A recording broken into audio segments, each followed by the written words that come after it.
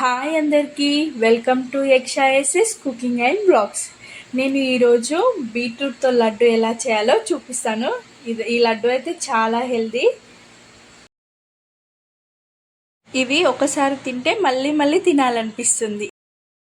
Beetroot laddu చేయడానికి నేనైతే 3 medium size బీట్రూట్లను తీసుకున్నాను.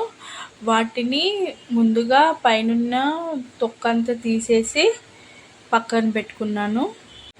ఇప్పుడు బీట్రూట్లు అయితే నేను తురుముకున్నాను. తురుమలేని వాళ్ళు చిన్న చిన్న ముక్కలుగా కట్ చేసి మిక్సీలో అయినా వేసుకోవచ్చు, కానీ తురుముతే టేస్ట్ బాగుంటుంది. అందుకే నేనైతే తురుమాను. ఇప్పుడు బీట్రూట్ తురుమంతా నేను ఒక బౌల్లోకి తీసుకున్నాను. చూసారా అది ఎంత కలర్ఫుల్గా ఉందో, రెడ్గా. ఇప్పుడు స్టవ్ పైన ఒక ప్యాన్ పెట్టుకొని 2 స్పూన్ల నెయ్యినైతే వేసాను. నెయ్యి అంతా మంచిగా కరిగాక మనం ముందుగా తురుముకున్న బీట్రూట్ తురుముని ఇందులో వేసి వేయించాలి. పచ్చి వాసన అంతా పోయేలాగా వేయించాలి. అప్పుడే మనకు టేస్ట్ అనేది బాగుంటుంది.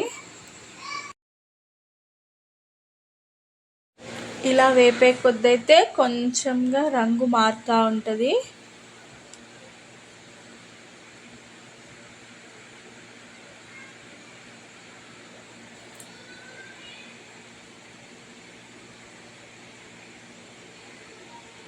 ఇప్పుడు మనం టేస్ట్ కోసం ఇందులో కొంచెం కొబ్బరి తురుము వేసుకుంటున్నాను.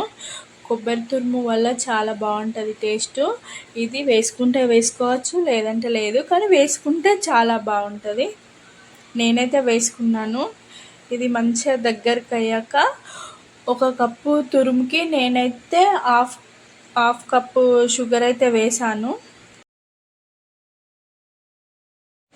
స్టవ్ సిమ్లో పెట్టుకొని షుగర్ అంతా కరిగే వరకు బాగా కలపాలి. కలపకుండా ఉంటే అక్కడే అతుక్కపోతుంది. అందుకే ఎప్పటికీ కలుపుతూ ఉండాలి. ఇది కొంచెం దగ్గరికి అయ్యాక ఇందులో కొన్ని జీడిపప్పు ముక్కల్ని వేసుకోవాలి. జీడిపప్పు ముక్కల్ని వేసి బాగా కలపాలి. కలిపి ఇదంతా మంచిగా దగ్గరికి ఒక ముద్దలాగా అవుతుంది. అప్పుడు స్టవ్ ఆపేసి పక్కన పెట్టుకోవాలి.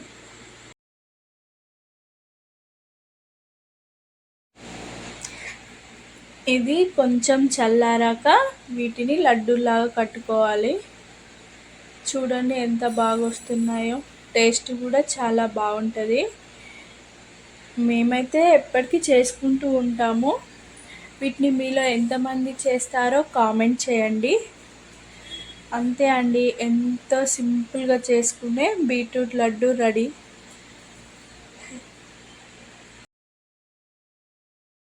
ఇప్పుడు లడ్డు టేస్ట్ చేసి ఎలా ఉందో చెప్తాను.